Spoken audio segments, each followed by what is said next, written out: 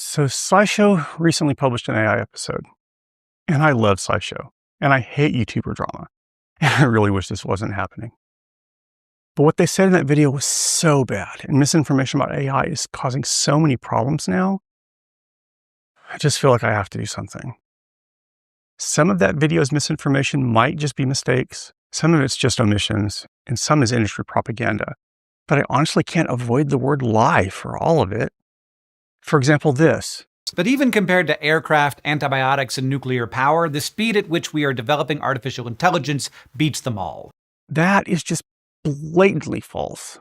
Sincere people might disagree about where we are in the life cycle of AI and how fast it has been moving, and I'll get to more detail in a few minutes about that. But there is no way that AI is happening faster than atomic power. It's not even close. And it really, really matters because later in that video, the hypothetical danger of AI is equated with the actual danger of atomic weapons. And for me to believe it's not a lie, but just a mistake, I would have to believe that SciShow and Hank didn't know better. Except back in 2013. But the Manhattan Project is responsible for humanity gaining a lot of information about the atom and really quickly. So today, I'm going to break down the most egregious problems with their AI video. I'm going to be very clear with you about what's opinion, what's interpretation, what's omission, and what's factually incorrect. And I'm going to give you a bunch of links where you can go learn more and make your own decisions. Because I want as many people as possible to understand that a lot of what comes out of the AI industry these days, and industry talking points that are uncritically repeated and amplified by the journalists and influencers and educators like SciShow, is very often, not always, but very often, just a little bullshit.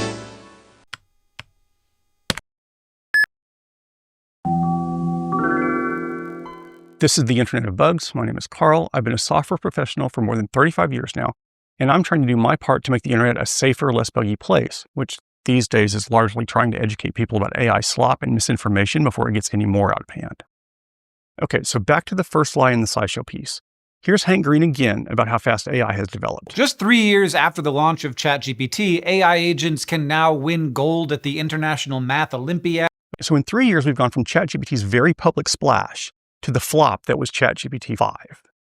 By comparison, in 3 years, from August 1942 to August 1945, humanity went from the founding of the Manhattan Project to more than 100,000 people being killed in the nuclear bomb strikes on Hiroshima and Nagasaki. The idea that these two things are in any way comparable is infuriating. Statistically, most of you won't have as much of an emotional reaction to it, but I grew up during the Cold War, hiding under my desk at school, listening to the sirens going off and not knowing if the world was about to end and praying it was just another drill. I know what an existential threat looks like. AI is not that. Not currently, not soon, and quite possibly not ever. Everything required to kill almost all the humans on Earth within a few hours using nuclear weapons is in place right now, just waiting on an order to launch. It took humanity 20 years from 1939 to 1959 to go from the discovery of nuclear fission to ICBMs armed with nuclear explosives and ready to launch at any time. Guess what was happening in AI 20 years ago in 2005? This book was published announcing to the world that superintelligence was near. And despite what Hank was implying there, AI is a lot older than ChatGPT. So here is an AI textbook from 1995, and this one is from 1983. Despite superintelligence turning out not to be near to 2005, we're now supposed to believe it's even nearer. So this kind of crap should be expected from AI grifters. SciShow should be better than that. And just so we're clear, there is no time interval where AI has progressed faster than atomic power. The time from the discovery of fission to Nagasaki is 7 years, while the discovery of the transformer architecture that powers ChatGPT was 8 years ago. The discovery of the neutron in 1932 was 13 years before Nagasaki, but the first neural networks, the basic building blocks of machine learning, go back more than 40 years. And hopefully it's obvious to absolutely everyone that nothing whatsoever has happened related to AI that's in any way equivalent to Nagasaki and Hiroshima. The claim that AI is happening faster is just a lie. There's no milder word to describe it. SciShow viewers deserve better. Okay, so now I've talked about the biggest lie in the video. I'm going to talk about the biggest omission and why it's so important. Jumping to the end of the video, here's a disclosure that's a lot more important than you might think at first. Thanks to Control AI for sponsoring this video. So I've had Control AI reach out to me about collaborating. So I've done some research on them. And I really don't like what I saw there because they feel to me as if they are acting as a propaganda arm of the AI industry. Let me explain why I feel that way. Note, I am not saying they are a propaganda arm of OpenAI and friends, just like it feels to me like they are acting like it. Let me tell you why. So, Hank's about to read a statement that's on the upper left of your screen that's been signed by a bunch of AI executives, scientists, and famous people. But what Hank isn't going to tell you is that there are actually two different such statements. In a statement signed by Nobel Prize winners, computer scientists, and even AI company CEOs, these people warned that addressing the risk of AI, quote, should be a global priority alongside other societal scale risks such as pandemics and nuclear war. Now, in the lower left, I'm putting Control AI's website. You'll notice that Control AI mentions the extinction statement that Hank read in the video, and then immediately changes the subject to claims that AI boosts growth and innovation, and even mentions medicine. Quite the subject change there. Now on the right, I'm putting up the site redlines.ai with the other statement. All these links below, by the way. Note that this statement originated during the 80th UN General Assembly. Now let's look at what was omitted from the statement that Hank read. The redline statement talks about widespread disinformation, and widespread disinformation from AI is already a real problem, links below, but the SciShow statement ignores it. The redline statement talks about large-scale manipulation of individuals, including children, and again, already a real problem, and again, links below. But the SciShow statement, again, ignores it. Likewise, the statement that originated from the UN warns about mass unemployment and systemic human rights violations.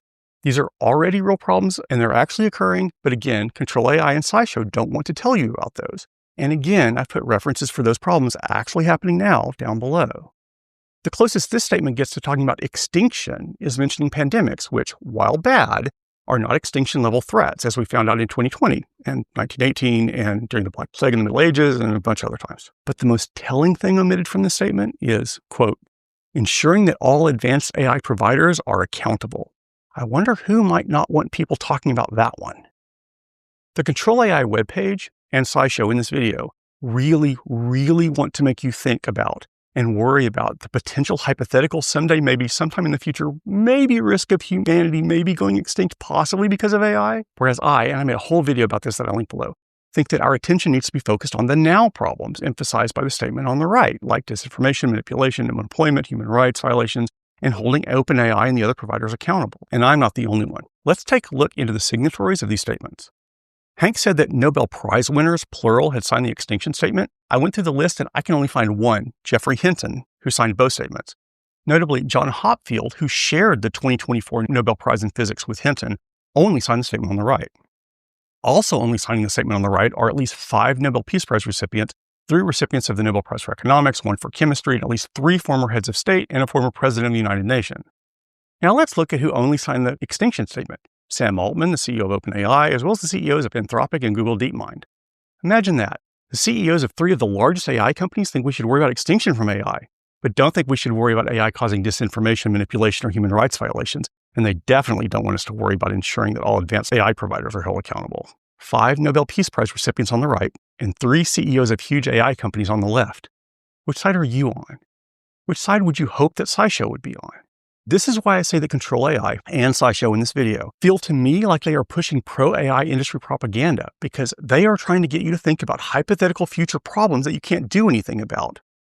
And when they push that narrative, and only that narrative, it has the side effect of distracting you from the real problems that are really happening, that the AI companies are allegedly causing now, and that the AI companies are, at least in some cases, already being sued for. Again, links below. Okay.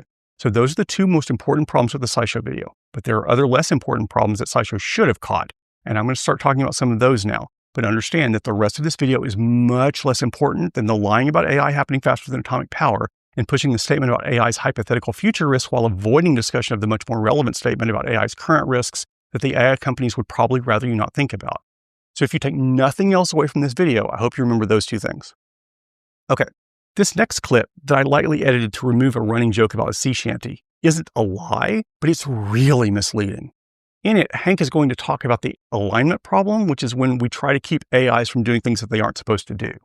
On the other hand, AIs shouldn't give in to a request for how to build a bioweapon. Unfortunately, that kind of thing has happened. When Anthropic was testing an early version of their AI Claude Opus 4, they found that it helped non-experts build bioweapons 2.5 times more successfully than people who tried the same thing with just the internet at their disposal. What Hank is talking about there sounds scary because Hank made it sound like Claude had when it wasn't supposed to.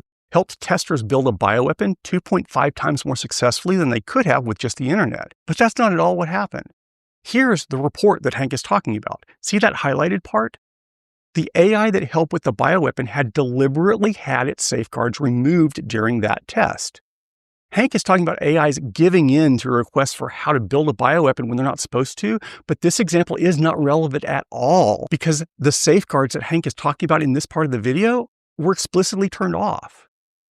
Now understand, the alignment problem is a real problem, and there are lots of examples that SciShow could have picked to illustrate the alignment issue. But this illustration isn't showing what he's telling you it's showing. And this illustration, by talking about bioweapons, further pushes the narrative that human extinction is what everyone should be thinking about when they think about AI risks. So here's another part. In April 2025, OpenAI had to roll back an update to its flagship ChatGPT model for being too sycophantic. One of the most practical and visible problems was that it had started endorsing people's decision to stop taking their medications without consulting their doctors. Now, while that's true, I'd argue it really, really downplays the issue. Here, I think, are some much more important practical and visible problems.